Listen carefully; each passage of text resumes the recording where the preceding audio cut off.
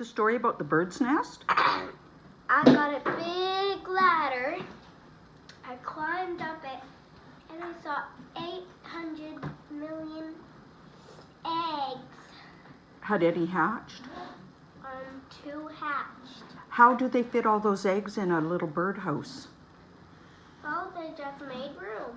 They put one on top of one, one on top of one. Okay. And what about the 2 that had hatched? What were they doing? They were flying. And they kept falling down, so I holded one that flew away to its mommy. Oh, and where was the mom while you were doing this? Well, I followed it, and it went to the maple tree. To the maple tree. And the little bird dropped in the maple tree, and the mama went. So that's the mama. She licked it? Yeah. Oh, do they lick their babies like cats? Yeah. Oh.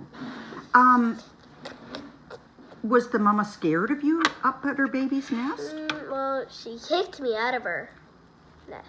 Oh, how did she do that? She went like.